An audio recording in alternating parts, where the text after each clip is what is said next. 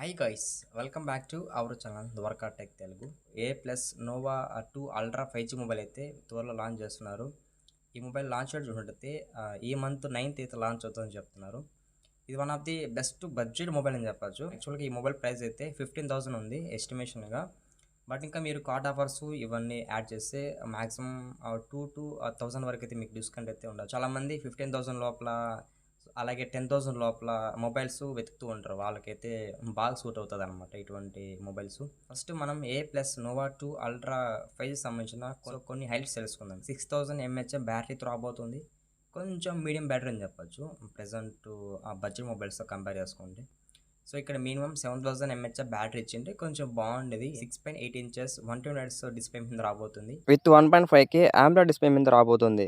Main plus point ఏమంటే కెమెరాలో Sony sensor అయితే యూజ్ చేశారనమాట ప్రైమరీ కెమెరాలో. ఇది ఇక్కడ ఏమైనా మెచ్చుకోవచ్చు కెమెరా రిలేటెడ్గా. 6GB ప్లస్ 128GB వేరియంట్తో స్టార్ట్ అవుతుంది అనమాట. ఇది బేస్ వేరియంట్ అని చెప్పొచ్చు. RAM storage design and build quality విషయానికి వద్దాం అంటే ఫ్లాట్ డిస్ప్లే ఉంటుంది. బ్యాక్ అయితే ప్లాస్టిక్ ఫినిష్ ఉంటుంది, సైడ్ కూడా ప్లాస్టిక్ ఫినిష్ ఉంటుంది. ఇక్కడ స్టీరియో స్పీకర్స్ ఇస్తారనేది నాకు ప్రెజెంట్ తెలియదు, ఎందుకంటే లౌడ్ స్పీకర్ ఉండొచ్చు. Side mounted finger print support ఉంటుంది అనమాట. చాలా మంది ఇన్ డిస్ప్లే ఫింగర్ ప్రింట్ ఉంటుందని ఎక్స్పెక్ట్ పెట్టుకుంటారు. ఈ mobile back side RGB LED lightings అయితే పెట్టారు బ్యాక్ ప్యానల్ కాడ. అంటే మనకి ఇలా సర్కిల్లో ఉంటుంది లైటింగ్ కూడా చాలా బాగుంటుంది. మేజర్గా ఈ లైటింగ్ అనేది నైట్ టైంలో బాగా అట్రాక్ట్ చేస్తుంది అనమాట. ఓవరాల్గా బ్యాక్ ప్యానల్ డిజైన్ కూడా చాలా బాగుంది. డిస్ప్లే విషయానికి వద్దాం. 6.78 inches 1.5K AMOLED డిస్ప్లే మీద రాబోతుంది.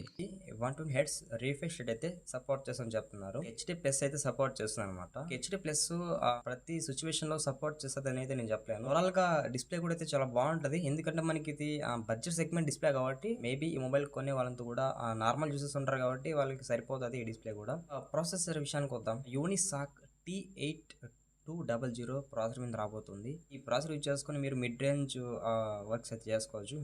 మరీ హెవీ వర్క్స్ చేసినారంటే మీకు ఇది హ్యాండిల్ చేయలేదన్నమాట. మనకి Android 16 out of the box రాబోతుంది. ప్లస్ మనకి NXE క్వాంటమ్ OS రాబోతుంది అనమాట. సో మనకి ఈ OS అప్డేట్ అనేది జస్ట్ వీళ్ళే డెవలప్ చేశారనమాట. డ్యూయల్ కెమెరా సెటప్ ఉంటుంది, ఒక ఫ్లాష్ ఉంటుంది. కెమెరా డిజైన్ కూడా చాలా బాగుంది. ప్రైమరీ కెమెరా 50 మెగాపిక్సెల్ ఇచ్చారు.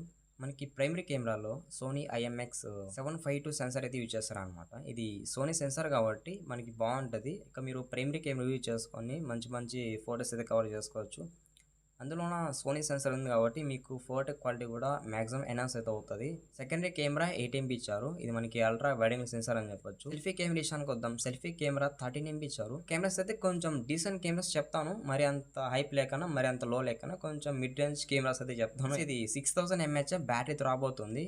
కొంచెం తక్కువ బ్యాటరీ అని చెప్పొచ్చు ప్రెసెంట్ బడ్జెట్ మొబైల్స్తో కంపేర్ చేసుకుంటే. ఇది 18 వాట్స్ ఫాస్ట్ ఛార్జ్ సపోర్ట్ చేస్తుంది అనమాట. 18 వాట్స్ అంటే మాక్సిమం 2 hours పట్టొచ్చు ఈ మొబైల్ ఫుల్ ఛార్జ్ అవ్వడానికి. 15,000 అట్లా చాలా మొబైల్స్ ఉన్నాయి, బట్ వాటితో కంపేర్ చేసుకుంటే కొంచెం ఇది బెటర్ ఫోన్ అని చెప్పొచ్చు. మరి అంత బెటర్ అని చెప్పను కానీ కొన్ని ఫీచర్స్లో ఇది బెటర్ అని చెప్పొచ్చు. గైస్, ఇంకా ఫైనల్గా ఇది ఇవాళ వీడియో. మర్చిపోకుండా మన వీడియో లాస్ట్ వరకు చూస్తుంటే ఛానల్కి సబ్స్క్రైబ్ అవ్వండి, వీడియోకి అయితే లైక్ కొట్టేసేయండి. బాయ్.